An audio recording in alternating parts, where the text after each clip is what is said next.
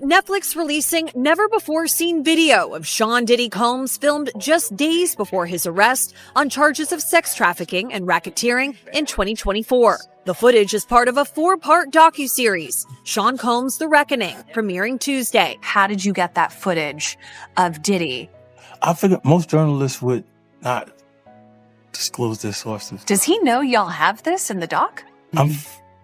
I would doubt he knows. So when this airs, that'll be the first time that his legal team, Diddy, that everybody knows that this footage is now seeing the light of day. Perhaps. Combs' team firing back in a statement to NBC News, saying the Netflix so-called documentary is a shameful hit piece and that they relied on stolen footage that was never authorized for release. This documentary got everybody talking and people going at it. So, it was only right to bring you back and get your point of view, man. But I want to get right into it, man. 50 and Ja, how you feel about both of them going at it? You seen it? I couldn't do nothing but see it, bro. You know what I'm saying? Because 50, tried to smash him with one of the stories that we told on Art of Dialogue before. But what people don't realize is that the story that they put out there is like that having to have some money to keep Big and Craig Mack around before he got to Clyde Davis. You know what I'm saying? They wasn't able to tell that story because they didn't have no intel on that story or what went down, or they didn't do their investigations right, which he also led up to the reason why Wolf ain't here today. You understand? They didn't tell that story. They didn't tell a story about Jessica Rosenbaum, who was at the City College situation. You understand? When it was Puff, Heavy D, and Jessica. And that was the Valley Mob. That's the only way. Wolf ended up losing his life behind Puff and his bullshit. And people they didn't even put that in the documentary. Wolf ended up losing his life. The Diddy documentary has become the center of conversation, sending shockwaves through the industry and putting some very powerful names on edge. But long before 50 Cent ever stepped behind the camera, there was one man who had already been calling for Diddy's downfall, Gone Deal. And now Gene is making explosive claims that could change everything. According to him, there's footage the public was never meant to see. Footage that 50 Cent allegedly chose to leave out, which raises a major question. Why? Why was Gone Deal completely absent from a documentary meant to expose Diddy? And more importantly, what was left on the cutting room floor that someone didn't want the world to hear? This is where things start to get uncomfortable. When viewers noticed Gene Deal was missing from the documentary, most people assumed it was his choice. Maybe he didn't want to be involved. But Gene says that assumption couldn't be more wrong. Behind the scenes, he claims he was very much supposed to be part of the project until everything suddenly changed. According to Gene, early conversations were already happening. Phone calls were being made, names were exchanged. The vision for the documentary sounded bold, detailed, and uncompromising. And Gene wasn't meant to stand alone. The plan was to bring in multiple voices, each representing a different side of the bad boy era. The business, the upbringing, and the streets. Together, they would have painted a full picture, one that couldn't be ignored, dismissed, or softened. But then the energy shifted. What started as a professional collaboration quickly turned uncomfortable. Gene claims that once money, control, and authority entered the conversation, things no longer added up. Promises didn't match reality, and the power structure behind the documentary wasn't what he had been led to believe. According to Gone, the name being used to sell the project didn't actually carry the influence people assumed it did. And that's when everything started to unravel. Henry got everyone talking, man. A lot of people want to know why you wasn't in it, man. Well, first and foremost, I thought I was going to be in the documentary at first until I started talking to that director. I think her name is Stapleton. I don't know her name. The right here. I don't know, man. Me and 50 talked like 45 minutes. The producers had been calling me and everything. So this one night, 50 called me up and, they got him on the phone, man. He was just talking. We was talking about old times, sit down with Black Hands, sit down with, with Puff Kids, the whole Puff situation, and this documentary that he's going to be doing.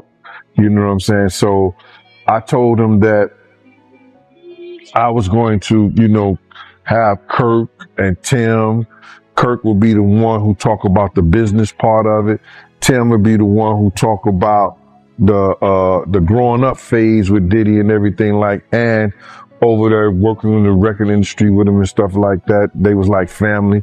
And I was going to talk about, the street stuff, what was going on with Bad Boy, with the security, with Wolf, with the city college, with, the time that I knew about when I was with him up until about early 2004 or something like that. But basically the streets and then the traveling with him and the atmosphere and everything. And then, go back into the Notorious Big stuff with the Tupac and the whole 9 years, all the stuff that I knew, you know what I'm saying? So we was talking and he sounded like, yo, listen here, they gonna spare no expense with this whole documentary. So I said, all right, cool. So what I did was I spoke to Tim and I spoke to Kirk Burroughs. And I was like, yo, because I had Tim's number. Tim didn't know how to get in touch with Kirk. Kirk didn't know how to get in touch with Tim. But Kirk was trying to tell me, give him the number with the Tim. I said, nah, I ain't doing that. So I gave one of the producers the number in the whole 9 yards to get in touch with Tim because I want to see him get money because I know Tim got a hell of a story with Puff. So then I talked to Tim and I told him, yo, listen here, man, we should go in as a package deal. All three of us, we could tell a hell of a story about this whole documentary. You know what I'm saying? From front to start. Then whatever stuff that they get and everything like that. So yo, let's go in there and ask them for 50 a piece. You know what I'm saying? So Tim was like with it, yo, Gene, whatever, go ahead like that. Kirk was like, yeah, okay, cool, Gene. It was like a general census that we was gonna do this in a whole package deal. You know what I'm saying? And then I started speaking to the producers and everything like that because 50 had told me himself that they was going to spare no cost in doing this because he wanted to tell the story and he wanted to tell the story like it was supposed to be told and everything like that. I said, yeah, okay. So then the director, I got to get her name, man, because it don't even sound, I want to put her on blast because she was telling me, she was saying to me that what I was asking for was crazy and they wasn't spending money like that. I'm talking about you got footage, you got clothing, you got I was doing footage, I had pictures, all the stuff that I had, you could figure out a way to pay a brother and stuff like that. And then I was telling her about some prices that I've already received and I had the invoices to show it. And then she was calling me like I was lying. I'm like, yo, who do you think you talking to? You know what I'm saying? And she was talking about, there's no way nobody paid. Nobody what? I say, first of all you people come with these documentaries and stuff. The first thing you tell me, y'all tell these people out here that y'all don't pay and y'all pay. If you can make a picture, look like $10,000, $15,000, you know what I'm saying? You can sit here and tell me that you're going to pay me for my time sitting right down here with y'all. You understand? So then, one thing led to another. And I was like, all right, well then, F you, I spoke to 50. And then she said 50. And this is exact words that came out her mouth. 50 does not determine what goes in and go out of this documentary. And he definitely don't pay. He determine what somebody get paid. It's not his documentary like that. I was like, oh, so if it's not his documentary and I spoke to him like that, I don't need to be doing nothing with you because I'm doing this on the strength of him. But you gonna pay me if I do it. So it went back and forth, you know what I'm saying, for a little bit. And then they had Kirk Burroughs giving me calls and everything like that. Gene Deal began calling out the parts of the docuseries that he believes were deliberately hidden. And one omission in particular stood out to him as impossible to ignore: the death of Diddy's longtime bodyguard, Anthony Wolf Jones. Wolf wasn't just security. According to Gene, he was the backbone of Puff's entire protection operation. The man responsible for movements, safety protocols, and split-second decisions that could mean life or death. He wasn't operating in the background. He was deeply embedded in everything happening around Bad Boy during its most volatile years. Yet, in the documentary, his name and his fate are barely mentioned. Gene strongly challenges the version of history the series quietly suggests. He disputes claims made in the documentary about who was responsible for certain events and pushes back against the long-running narrative that everything stemmed from a single East Coast versus West Coast conflict. According to Gone, that framing is misleading and conveniently sidesteps where responsibility truly belongs. What makes Wolf's absence even more disturbing is Gene's account of the warnings that were allegedly ignored. He says Wolf refused to travel unless strict security conditions were met.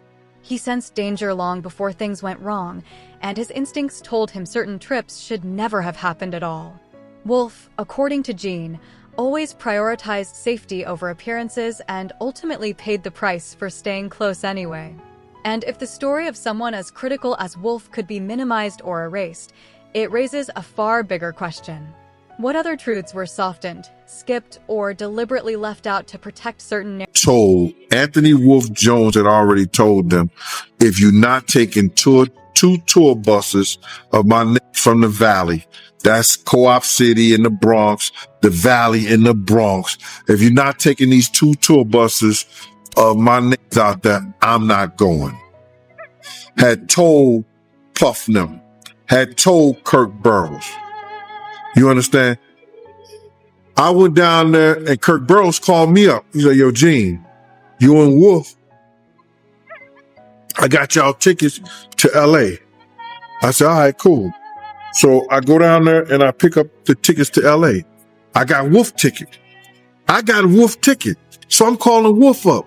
I said, yo, Wolf, I got your ticket to go to LA. Wolf said, I ain't going.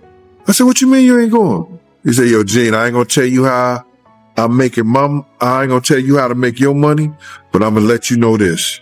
I told Puff them if they wasn't gonna take 2 tour buses of my niggas out there with us, I'm not going. Wolf is the head of all the functions that has to do with Puff dealing with security. I have my own contract with Puff, yeah. Paul Offord ran Green Gate Security, which is the daily operations of Puff stuff. That's his house, his cars, his transportation. He ran the office, the Bad Boy office, the clothing, all. He ran the daily operation with his security. Wolf is over whatever's happening with Puff. You understand? Wolf tells Puff them and tell Kirksboro, no, if y'all not going out there right, nobody should go out there at all. Kirk calls me, I said, yo, Gene, you gonna go? I said, yeah, I'll go, bro. He said, Gene, I said, yo, dog, but we shouldn't be going out there. I tell Kirk the whole, yo, Gene, all y'all gonna be doing is going to the studio and y'all gonna go to Soul Train and go to the studio.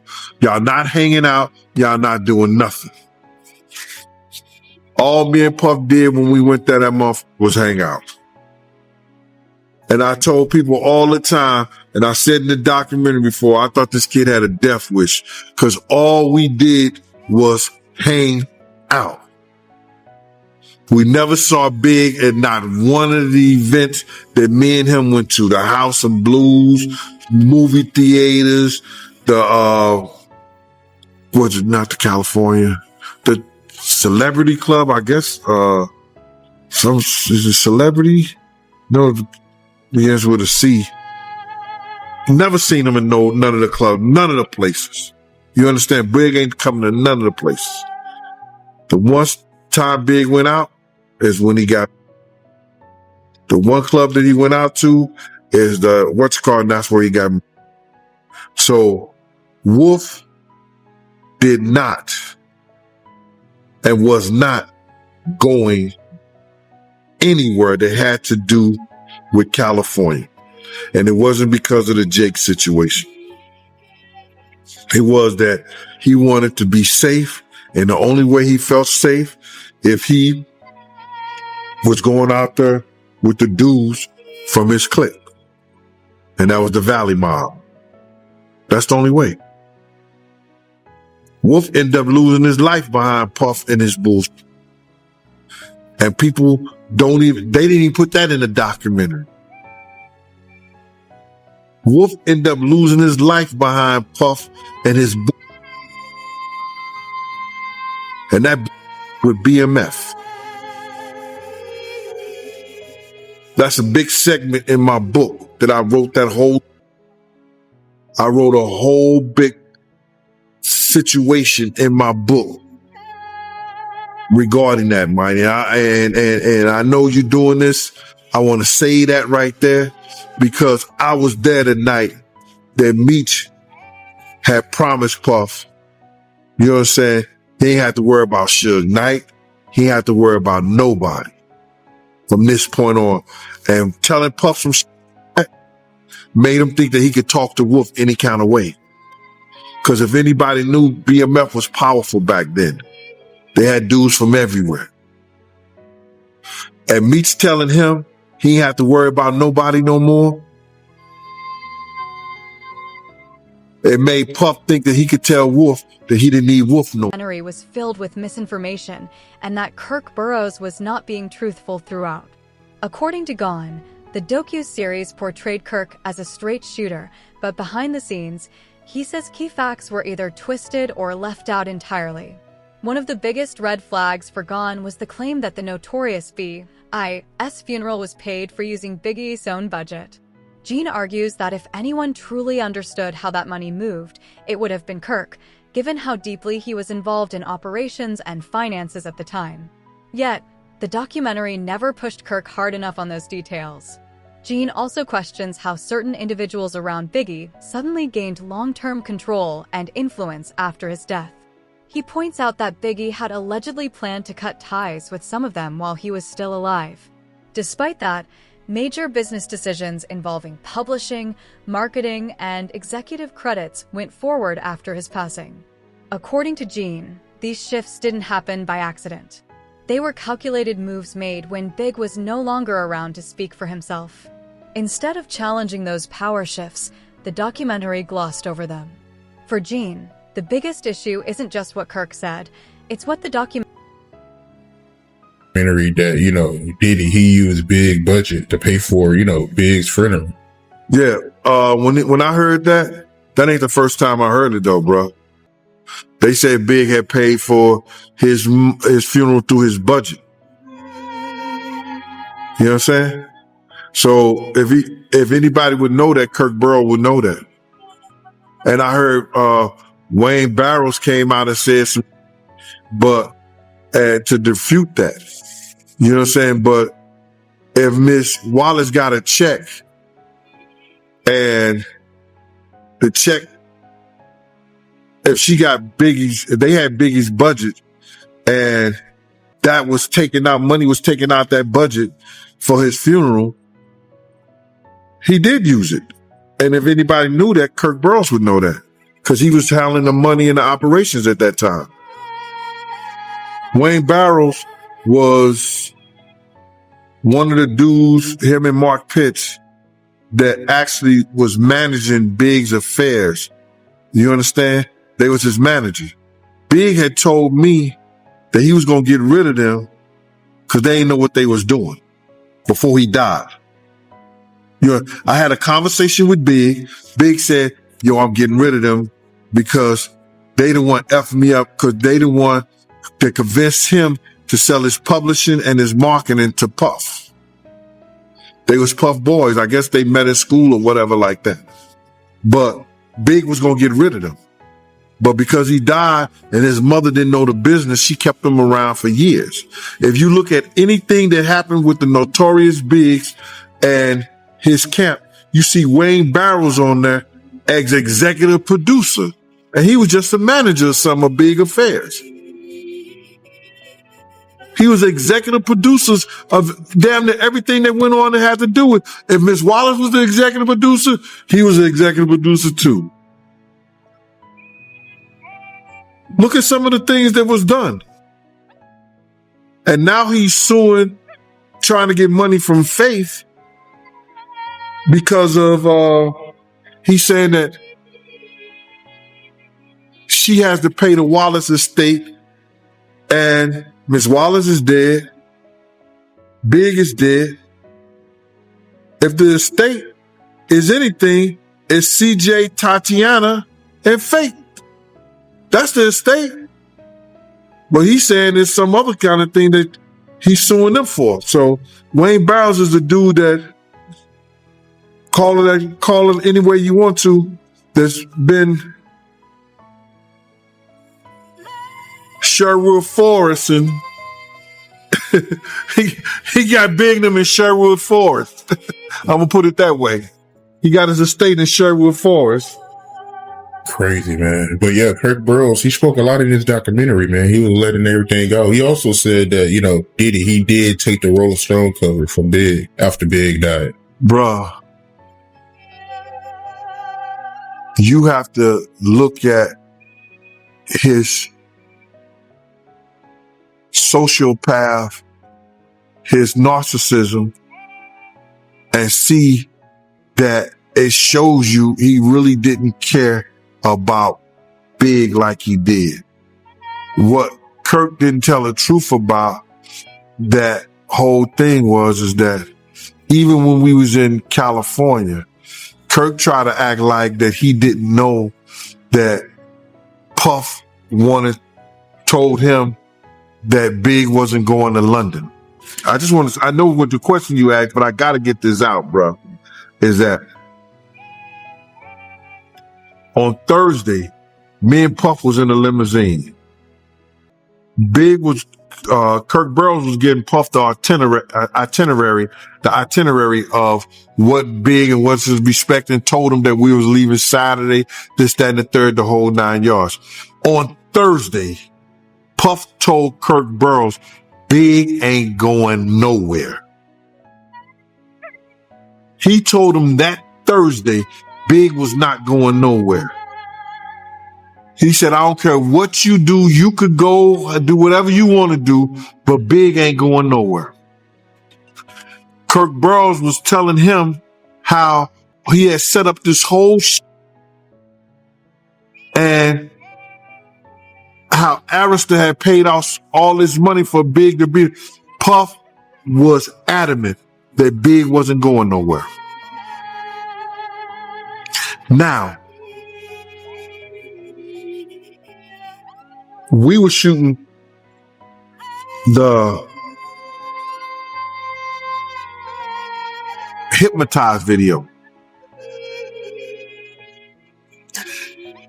Me and Big was in the Winnebago, and Big was telling me his whole life story.